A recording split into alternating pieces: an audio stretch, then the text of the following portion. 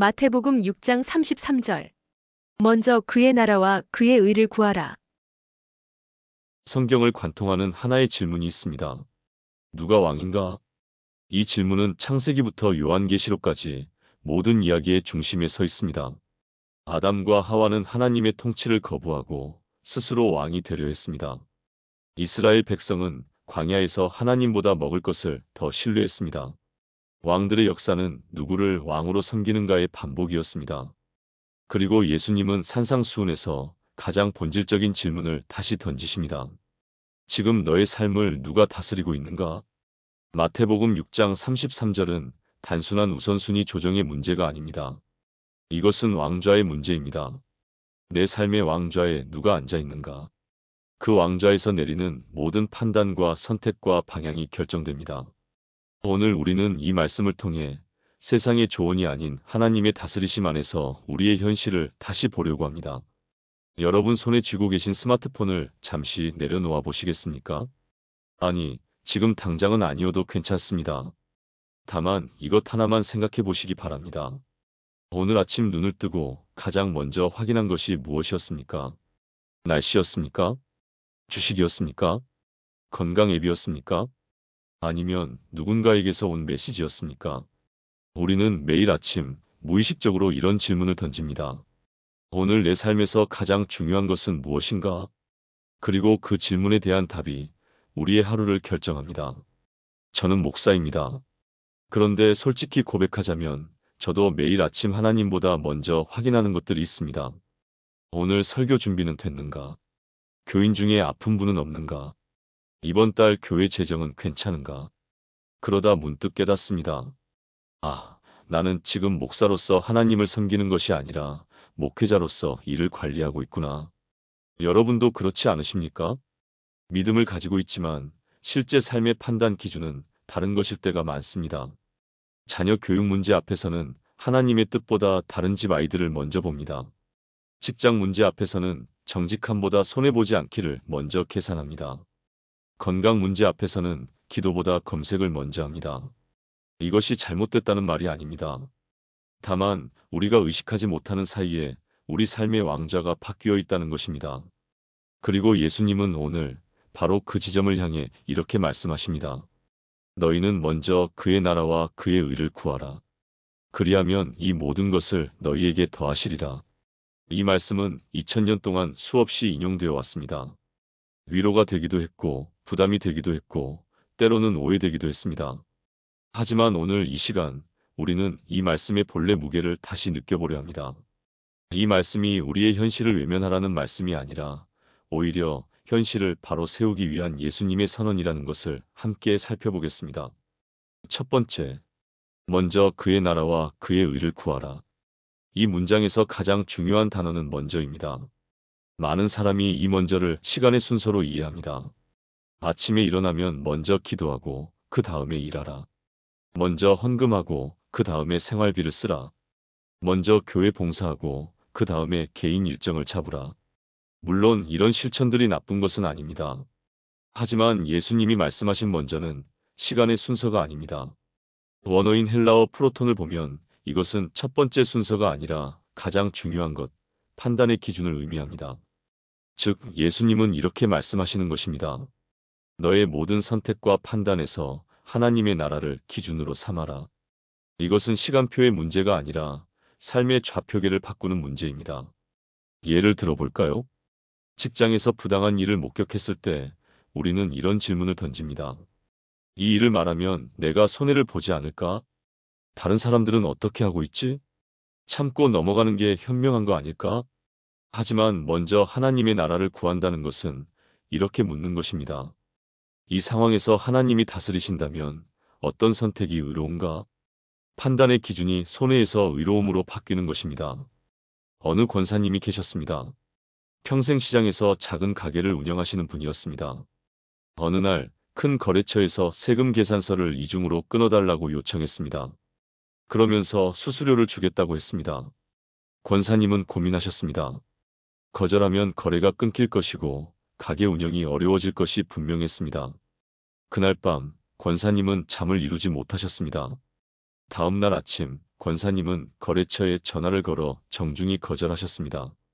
예상대로 거래는 끊겼습니다. 한 달, 두 달이 힘들었습니다. 그런데 석 달째 되던 어느 날 전혀 예상치 못한 곳에서 새로운 거래처가 찾아왔습니다. 그것도 이전보다 훨씬 좋은 조건으로요. 이것은 기적 이야기가 아닙니다. 하나님이 항상 이렇게 극적으로 보상하신다는 이야기도 아닙니다. 다만 권사님은 그 순간 판단의 기준을 바꾸셨던 것입니다. 손해를 보지 않으려면 해서 하나님 앞에서 정직하려면으로요. 그리고 그 선택이 결과적으로 더 큰 평안을 가져다 주었다는 것입니다. 먼저 구한다는 것은 이런 것입니다. 매 순간 모든 선택 앞에서 이렇게 묻는 것입니다. 이 선택은 하나님의 다스리심 안에 있는가? 함께 잠시 기도해 보시겠습니까? 하나님 아버지, 제 삶의 많은 순간에 주님을 첫 번째 기준으로 삼지 못했음을 고백합니다. 손해를 두려워하고 사람의 눈치를 보고 제 유익을 먼저 계산했습니다. 오늘부터 매 순간 주님께 먼저 묻는 삶을 살게 하소서. 이것이 손해가 아니라 참된 지혜임을 믿습니다. 예수님의 이름으로 기도합니다. 아멘. 두 번째, 그의 나라와 그의 의를 구하라. 여기서 하나님의 나라는 무엇을 의미할까요? 많은 사람이 하나님의 나라를 죽어서 가는 천국으로 생각합니다. 물론 천국도 하나님 나라의 완성된 형태이긴 합니다. 하지만 예수님이 말씀하신 하나님의 나라는 훨씬 더 구체적이고 현재적인 개념입니다. 헬라어로 바실레이아 투데우는 하나님의 왕권, 하나님의 통치를 의미합니다. 즉 하나님이 왕으로서 다스리시는 영역, 하나님의 주권이 실현되는 공간입니다. 그렇다면 그의 의는 무엇일까요? 이것은 도덕적으로 착한 사람이 되는 것을 말하지 않습니다. 헬라어로 의는 올바른 관계, 바른 정렬을 의미합니다. 하나님과의 올바른 관계 안에서 살아가는 것, 그분의 뜻에 정렬된 삶을 의미합니다. 따라서 예수님의 말씀을 다시 풀어보면 이렇습니다. 하나님이 왕으로 다스리시는 질서 안에 들어가고 그분과 올바른 관계 안에서 살아가는 것을 너희 삶의 기준으로 삼아라. 이것은 종교 생활을 더 열심히 하라는 말씀이 아닙니다. 예수님은 이렇게 묻고 계신 것입니다. 지금 너의 삶을 실제로 다스리고 있는 것은 무엇인가? 두려움입니까? 욕망입니까? 체면입니까? 아니면 정말로 하나님의 주권입니까? 우리는 입으로는 하나님이 왕이십니다라고 고백하지만 실제 삶에서는 다른 것들에게 왕좌를 내어줄 때가 많습니다. 건강이 왕좌에 앉으면 모든 판단이 건강에 좋은가 나쁜가로만 결정됩니다. 돈이 왕좌에 앉으면 모든 관계가 이익이 되는가 손해인가로만 평가됩니다. 자녀가 왕좌에 앉으면 부모 자신의 정체성마저 자녀의 성공 여부에 달려있게 됩니다. 한 집사님이 계셨습니다. 30년 동안 성실하게 직장을 다니셨던 분입니다. 그런데 회사가 어려워지면서 구조조정 대상이 되셨습니다. 집사님은 깊은 좌절에 빠지셨습니다. 자존감이 무너지고 집에서조차 말수가 줄어들었습니다. 왜냐하면 그분의 정체성이 직장인에 있었기 때문입니다. 직장이 그분 삶의 왕좌에 앉아 있었던 것입니다. 하지만 몇 달 후 집사님은 조용히 말씀하셨습니다. 목사님, 이제야 알겠습니다. 제가 하나님의 자녀인 건 직장이 있을 때만이 아니라는 걸요. 그분은 왕좌를 바꾸신 것입니다. 내가 누구인가의 기준을 직장에서 하나님과의 관계로 옮기신 것입니다. 그 이후 집사님은 여전히 실업 상태였지만 표정이 달라지셨습니다. 불안해하지 않으셨습니다. 왜냐하면 하나님과의 관계는 변하지 않았기 때문입니다. 함께 기도하시겠습니까? 하나님 아버지, 제 삶의 왕좌의 주님이 아닌 다른 것들을 앉혀놓았음을 고백합니다. 건강, 돈, 자녀, 인정. 이것들이 제 삶을 다스리게 했습니다. 오늘 이 시간 그 모든 것을 내려놓고 주님만을 왕으로 모시기를 원합니다. 주님과의 관계가 흔들리지 않는다면 그 어떤 것도 저를 무너뜨릴 수 없음을 믿습니다. 예수님의 이름으로 기도합니다. 아멘. 세 번째, 이 말씀을 처음 들었던 사람들을 생각해 봅시다. 1세기 팔레스타인은 우리가 생각하는 것보다 훨씬 더 불안한 시대였습니다. 로마 제국의 식민 지배 아래에 있었습니다. 무거운 세금이 부과되었습니다. 로마 황제에게 내는 세금, 헤롯 왕에게 내는 세금, 성전세까지. 일반 백성들은 수입의 절반 이상을 세금으로 내야 했습니다. 대부분의 사람들이 하루 벌어 하루 사는 일용 노동자들이었습니다. 내일 일자리가 있을지, 내일 먹을 것이 있을지 보장되지 않았습니다. 병이 들면 치료받을 방법도 돈도 없었습니다. 이런 사람들에게 예수님은 말씀하셨습니다. 무엇을 먹을까, 무엇을 마실까, 무엇을 입을까 염려하지 말라. 이것은 현실을 모르는 무책임한 말씀처럼 들릴 수 있습니다. 하지만 예수님은 그들의 불안을 정확히 알고 계셨습니다. 오히려 예수님은 그 불안의 뿌리를 짚으신 것입니다. 너희 이방인들은 이 모든 것을 구하나니 너희 하늘 아버지께서 이 모든 것이 너희에게 있어야 할 줄을 아시느니라. 마태복음 6장 32절. 예수님의 지적은 이것입니다. 너희가 불안한 이유는 가난하기 때문이 아니다. 너희가 불안한 이유는 하나님을 신뢰하지 못하고 스스로 모든 것을 책임지려 하기 때문이다. 2000년이 지난 지금 우리의 상황은 1세기와 많이 다릅니다. 우리는 냉장고에 음식이 있고 옷장에 옷이 있고 통장에 잔고가 있습니다. 하지만 불안은 사라지지 않았습니다. 오히려 더 복잡해졌을 뿐입니다. 1세기 사람들이 내일 먹을 것을 걱정했다면 우리는 노후 자금을 걱정합니다.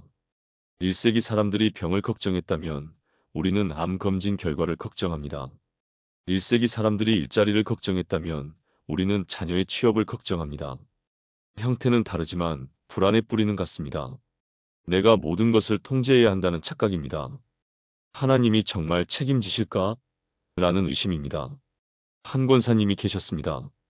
평생을 알뜰하게 살아오신 분입니다. 자녀들도 잘 키우시고 남편과도 큰 어려움 없이 살아오셨습니다. 그런데 어느 날 건강검진에서 이상 소견이 나왔습니다. 정밀 검사를 받아야 한다고 했습니다. 그 순간부터 권사님은 잠을 이루지 못하셨습니다. 만약 큰 병이라면 어떡하지? 치료비는 얼마나 들까? 자식들에게 짐이 되면 어떡하지? 수많은 생각이 머릿속을 가득 채웠습니다. 그러던 어느 날 새벽 권사님은 성경을 펼치다가 바로 이 말씀을 만나셨습니다. 먼저 그의 나라와 그의 의를 구하라. 그리하면 이 모든 것을 너희에게 더하시리라. 권사님은 그제야 깨달으셨습니다. 내가 지금 염려하는 모든 것을 하나님이 이미 알고 계시구나. 그리고 하나님은 나보다 나를 더 사랑하시는 분이시구나. 권사님은 여전히 정밀 검사를 받으러 가셨습니다. 하지만 마음이 달라져 있었습니다. 결과가 어떻게 나오든 하나님이 함께 하신다는 확신이 있었습니다. 다행히 검사 결과는 큰 문제가 없었습니다. 하지만 권사님에게 더 큰 변화는 검사 결과가 아니었습니다. 하나님을 정말로 신뢰하는 법을 배우신 것이었습니다. 함께 기도하시겠습니까? 하나님 아버지, 저는 많은 것을 염려하며 살아왔습니다. 제 힘으로 모든 것을 해결해야 한다고 생각했습니다. 하지만 주님, 제가 염려하는 모든 것을 주님이 이미 알고 계심을 믿습니다. 제 힘으로는 내일을 통제할 수 없지만 주님은 내일도 저와 함께 하실 것을 믿습니다. 오늘 제 불안을 내려놓고 주님을 신뢰합니다. 예수님의 이름으로 기도합니다. 아멘. 네 번째. 이 말씀은 오랜 세월 동안 세 가지 방식으로 오해되어 왔습니다. 첫 번째 오해는 번영의 공식으로 이해하는 것입니다. 하나님을 먼저 구하면 성공한다. 11조를 드리면 재정적으로 축복받는다. 새벽 기도를 하면 사업이 잘 된다. 이런 식의 해석입니다. 이것은 하나님을 자동 판매기처럼 만드는 것입니다. 신앙을 투자로, 하나님을 보험회사로 만드는 위험한 가르침입니다. 물론 하나님은 우리를 축복하십니다. 하지만 그 축복은 우리가 원하는 형태로만 오지 않습니다. 바울은 하나님의 나라를 먼저 구했지만 재정적으로 풍족하지 않았습니다. 오히려 배고프고 헐벗고 매 맞는 삶을 살았습니다. 그러나 바울은 이렇게 고백했습니다. 내가 비천에 처할 줄도 알고 풍부에 처할 줄도 알아. 모든 일 곧 배부름과 배고픔과 풍부와 궁핍에도 처할 줄 아는 일체의 비결을 배웠노라. 빌립보서 4장 12절. 진짜 축복은 환경이 바뀌는 것이 아니라 어떤 환경에서도 하나님과 함께 할 수 있는 것입니다. 두 번째 오해는 도피적 신앙으로 받아들이는 것입니다. 현실은 중요하지 않다. 세상 일은 신경 쓰지 말고 기도만 하라. 영적인 것만 추구하라. 이런 해석입니다. 하지만 예수님은 현실을 외면하라고 말씀하지 않으셨습니다. 오히려 예수님은 제자들에게 세상 속으로 들어가라고 하셨습니다. 너희는 세상의 소금이니 너희는 세상의 빛이라. 소금과 빛은 세상 밖이 아니라 세상 안에 있을 때 의미가 있습니다. 하나님의 나라를 먼저 구한다는 것은 세상을 떠나는 것이 아니라 세상 안에서 하나님의 방식으로 사는 것입니다. 세 번째 오해는 하나님을 수단화하는 것입니다. 자기계발서처럼 하나님을 성공의 도구로 사용하는 것입니다. 아침에 일어나면 먼저 기도하세요. 그러면 하루가 잘 풀립니다. 중요한 결정 전에 먼저 하나님께 물으세요. 그러면 실패하지 않습니다. 이런 식의 접근은 하나님을 성공 비결로 만드는 것입니다. 하지만 하나님을 먼저 구한다는 것은 하나님을 이용하는 것이 아니라 하나님께 내 삶을 내어드리는 것입니다. 그분을 왕으로 모시는 것입니다. 왕은 도구가 아닙니다. 왕은 내가 섬기는 분이지 내가 이용하는 분이 아닙니다. 함께 기도하시겠습니까? 하나님 아버지, 제가 주님을 잘못 이해했던 때가 많았음을 고백합니다. 주님을 성공의 수단으로, 축복의 자동 판매기로, 현실 도피의 구실로 삼았습니다. 용서해 주소서. 오늘 제가 구하는 것은 주님의 선물이 아니라 주님 자신입니다. 주님이 제 삶의 왕이 되시기를 원합니다. 예수님의 이름으로 기도합니다. 아멘. 다섯 번째. 그렇다면 우리는 이 말씀을 어떻게 구체적으로 살아낼 수 있을까요? 먼저 그의 나라와 그의 의를 구한다는 것은 큰 결단보다 작은 선택에서 시작됩니다. 아침에 눈을 떴을 때 무엇을 가장 먼저 확인합니까? 스마트폰의 알림입니까? 아니면 하나님의 말씀입니까? 이것은 도덕적 우열의 문제가 아닙니다. 하루의 방향을 어디에 맞추느냐의 문제입니다. 스마트폰으로 하루를 시작하면 세상의 정보와 요구가 내 마음을 먼저 채웁니다. 말씀으로 하루를 시작하면 하나님의 음성이 내 마음을 먼저 정렬합니다. 직장에서 동료와 갈등이 생겼을 때 어떤 질문을 먼저 던집니까? 어떻게 하면 내가 이길 수 있을까? 입니까? 아니면 어떻게 하면 이 관계를 회복할 수 있을까? 입니까? 하나님의 나라를 먼저 구한다는 것은 승리보다 화해를 선택하는 것입니다. 자녀 교육에서 학원을 하나 더 보낼까 고민할 때 무엇을 기준으로 결정합니까? 다른 집 아이들은 이걸 다 한다입니까? 아니면 우리 아이에게 정말 필요한 것은 무엇인가입니까? 하나님의 나라를 먼저 구한다는 것은 비교가 아니라 아이의 본질을 보는 것입니다. 병원에서 진단을 받았을 때 어디에 먼저 의지합니까? 검색 엔진입니까? 아니면 기도입니까? 물론 정보를 찾는 것이 잘못은 아닙니다. 하지만 정보보다 먼저 하나님께 의지하는 것과 하나님보다 먼저 정보에 의지하는 것은 다릅니다. 전자는 하나님 안에서 지혜를 구하는 것이고 후자는 정보로 불안을 해결하려는 것입니다. 이 모든 것은 작은 선택처럼 보이지만 이 작은 선택들이 쌓여서 우리 삶의 방향을 만듭니다. 한 장로님이 계셨습니다. 평생을 교회에서 성실하게 봉사하신 분입니다. 은퇴 후 손자들을 돌보며 조용히 지내고 계셨습니다. 그런데 어느 날 오랜 친구가 사업 제안을 했습니다. 괜찮은 조건이었고 노후 자금도 보탤 수 있을 것 같았습니다. 장로님은 고민하셨습니다. 그리고 결정하기 전에 먼저 기도하셨습니다. 하나님, 이 일을 하는 것이 주님의 뜻입니까? 기도하는 중에 한 가지 질문이 떠올랐습니다. 이 일을 하면 지금 하고 있는 교회 봉사를 계속할 수 있을까? 장로님은 매주 수요일 저녁 청소년부에서 성경을 가르치고 계셨습니다. 사업을 하면 그 시간을 낼 수 없을 것 같았습니다.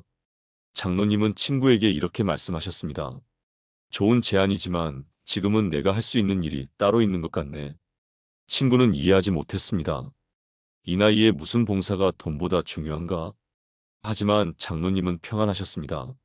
왜냐하면 하나님의 나라를 먼저 구했기 때문입니다. 그로부터 2년 후 그 청소년 중 한 명이 신학대학에 진학했습니다. 그리고 장로님께 이렇게 말했습니다. 장로님이 가르쳐 주신 말씀이 제 인생을 바꿨습니다. 장로님은 그제야 깨달으셨습니다. 하나님은 돈보다 더 큰 것을 준비하고 계셨다는 것을요. 함께 기도하시겠습니까? 하나님 아버지, 제 삶의 수많은 작은 선택에서 주님을 기준으로 삼게 하소서. 아침의 첫 생각, 관계의 첫 반응, 결정의 첫 질문이 주님을 향하게 하소서. 큰 결단보다 작은 순종이 쌓여서 제 삶이 주님의 나라가 되게 하소서. 오늘 하루 주님을 먼저 구하는 삶을 시작합니다. 예수님의 이름으로 기도합니다. 아멘. 지금까지 나눈 말씀을 하나의 기도로 드리겠습니다. 함께 기도하시겠습니까? 전능하신 하나님 아버지, 오늘 이 시간 마태복음 6장 33절의 말씀을 통해 제 삶을 돌아보게 하심을 감사드립니다. 먼저의 의미를 깨닫게 하시고 하나님 나라와 그의 의가 무엇인지 알게 하시고 제 불안의 뿌리를 보게 하시고 오해를 넘어 진리를 만나게 하시고 작은 실천의 길을 보여주심을 감사드립니다. 주님, 고백합니다. 제 삶의 왕좌의 주님이 아닌 다른 것들을 앉혔습니다. 두려움, 욕망, 비교, 체면이 제 삶을 다스리게 했습니다. 시간의 순서가 아닌 판단의 기준으로 주님을 먼저 구하지 못했습니다. 하나님을 성공의 수단으로, 축복의 자동 판매기로, 현실 도피의 구실로 삼았습니다. 용서해 주소서. 오늘 이 시간 제 삶의 왕좌를 주님께 돌려드립니다. 주님이 제 삶을 다스리십시오. 주님의 통치 아래에서 제 모든 선택과 판단이 이루어지게 하소서. 아침에 눈 뜰 때 주님을 먼저 찾게 하시고 선택 앞에 설 때 주님의 의를 먼저 물게 하시고 관계 속에서 주님의 화평을 먼저 구하게 하소서. 주님 약속하셨습니다. 먼저 주님의 나라와 의를 구하면 이 모든 것을 더하여 주신다고. 이 약속을 붙잡습니다. 제가 염려하는 모든 것, 제가 필요로 하는 모든 것을 주님이 이미 알고 계심을 믿습니다. 주님은 저를 버려두지 않으시고 날마다 필요한 것을 공급하시며 제가 감당할 만큼만 허락하시고 넘어지려 할 때 붙들어 주시는 신실하신 하나님이심을 고백합니다. 오늘부터 제 삶이 주님의 나라가 되게 하소서. 제 집이, 제 직장이, 제 관계가 주님이 다스리시는 영역이 되게 하소서. 작은 순종들이 쌓여서 큰 변화가 되게 하시고 매일의 선택들이 모여서 주님의 뜻이 이루어지게 하소서. 그리하여 제 삶을 통해 하나님의 영광이 드러나고 이 땅에 주님의 나라가 임하게 하소서. 살아계신 예수 그리스도의 이름으로 기도합니다. 아멘. 사랑하는 여러분, 오늘 우리는 마태복음 6장 33절을 함께 살펴보았습니다. 너희는 먼저 그의 나라와 그의 의를 구하라. 그리하면 이 모든 것을 너희에게 더하시리라. 이 말씀은 우리에게 5가지를 가르쳐 주었습니다. 첫째, 먼저는 시간의 순서가 아니라 판단의 기준입니다. 둘째, 하나님의 나라는 죽어서 가는 곳이 아니라 지금 여기서 하나님이 다스리시는 삶입니다. 셋째, 우리의 불안은 2000년 전이나 지금이나 같은 뿌리에서 나옵니다. 하나님을 신뢰하지 못하는 것입니다. 넷째, 이 말씀은 번영의 공식도, 도피의 구실도, 성공의 비결도 아닙니다. 삶의 왕좌를 바꾸는 선언입니다. 다섯째, 이 말씀은 작은 선택에서 시작됩니다. 오늘 아침, 오늘의 대화, 오늘의 결정에서 실천됩니다. 여러분, 우리가 모든 것을 완벽하게 할 수는 없습니다. 매 순간 하나님을 먼저 생각하며 살 수도 없습니다. 하지만 한 가지는 할 수 있습니다. 다시 시작하는 것입니다. 오늘 아침, 지금 이 순간부터 다시 시작할 수 있습니다. 실수해도 괜찮습니다. 다시 일어나 주님께로 돌아가면 됩니다. 주님은 우리의 완벽함을 원하시는 것이 아니라 우리의 방향을 원하십니다. 주님을 향한 마음을 원하십니다. 오늘 이 시간 이후 여러분의 삶이 조금씩 달라지기를 축복합니다. 작은 선택들이 쌓여서 큰 변화가 되기를 축복합니다. 하나님의 나라가 여러분의 삶 가운데 임하기를 축복합니다. 이 영상이 도움이 되셨다면 좋아요와 구독 부탁드립니다. 여러분의 이야기도 댓글로 나눠주시면 감사하겠습니다. 하나님의 은혜와 평강이 여러분과 함께하기를 기도합니다. 감사합니다.